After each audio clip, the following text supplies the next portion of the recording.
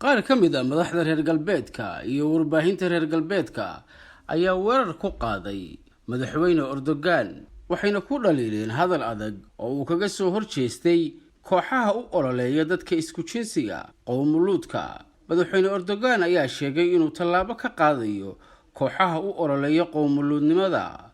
madaxweynaha Turkiga Recep Tayyip Erdogan oo jimcihii hadlay ayaa muujiyay sida uu uga soo horjeedo fidinta dhaqanka dadka isku jinsiga, wuxuuna sheegay in qowmuluudnimadu ay tahay wax aan la aqbali karin oo duminaya qaab dhismeedka qoysaska Turkiga iyo dowladda Turkiga.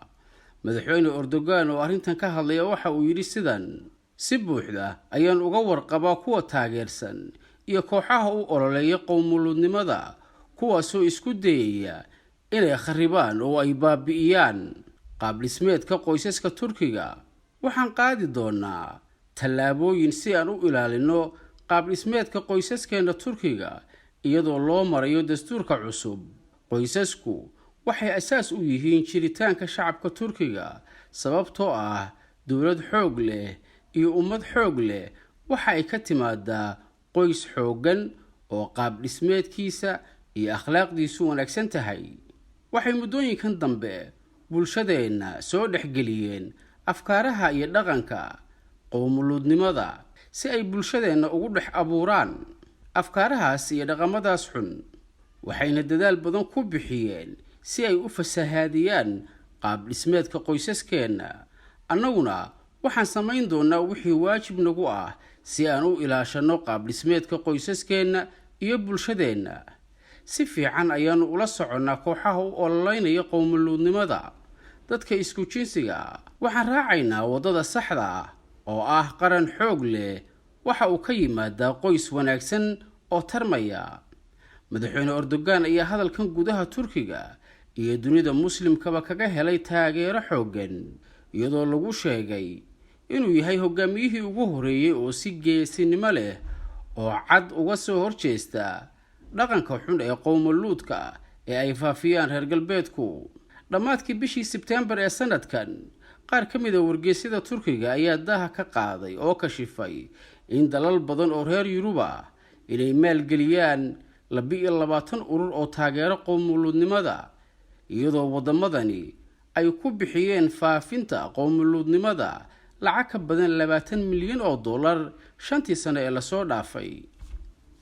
dhinaca kalena, Kenya ayaa ku guuldareysatay shidaalkii ay sharci darrada uga baaraysay dhulbadeedka dalkeena Soomaaliya. Kenya ayaa Soomaaliya ku qabsatay dhulbadeed ay Soomaaliya leedahay ilaa markii dambe maxkamadda cadaaladda ee ICJ ay Soomaaliya dib ugu xukuntay dhulkeedii. dhulbadeedka ay Kenya sheeganaysa ayaa ku fadhiya 10,000 oo kiiloomitir oo laba jibaaran, balse Kenya ayaa haatan ku guuldareysatay inay shidaal iyo gaas ka hesho qayb ka mid ah dhulbadeedkaas, sida uu qoray wargeyska Daily Nation. hay-adda maamulka tamarta iyo shidaalka Kenya ee la yiraahdo EPRA ayaa sheegtay in shirkadda Eni ay joojisay sahankii ay halkaas ka waday bartamihii sanadkan kadib markii ay wax shidaal ah ama gaas ay ka weyday baloogaas. baaritaanka lagu sameeyay balooga Milma 1 ayaa lagu ogaaday inaysan waxba ku jirin, taasoo soo gabagabaysay 10 sano oo ay Kenya si sharci darro ah halkaas shidaal uga baaraysay, iyadoo fasaxa sahminta siisay shirkadda Eni sanadii 2012. shirkadda Eni ee sahminta shidaalka halkaas ka waday ayaa sumcadeeda hoos u dhac weyn ku yimid kadib markii iyadoo dhaqaale fiirsanaysa ay ka howlgashay dhulbadeed aanay fasax ka haysan dalkii iska lahaa ama dhulbadeed lagu muransan yahay. Eni waa shirkad Talyaani ah oo caalami ah oo qaabilsan sahminta iyo shidaal soo saarista. shirkadaas oo xarunteedu ay tahay Roma, waxayna ka howlgashay ilaa 69 wadan.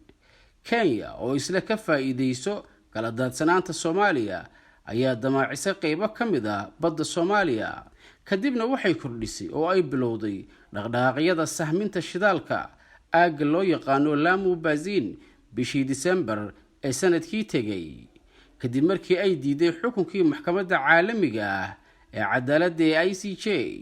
xukunkaas oo ay maxkamaddu riday bishii Oktoobar, iyadoo dhulkii lagu muransanaa maxkamaddu ay 75% u xukmisay Soomaaliya. Kenya iyo shirkadda Eni ayaa ku hungoobay damacii shidaal raadinta ee dhulbadeedka Soomaaliya. Madaxweynaha Mareykanka Biden ayaa ku eedeeyay Ruushka iyo Sacuudigu inay mas'uul ka yihiin sare u kaca ku yimid qiimaha saliidda ee dunida.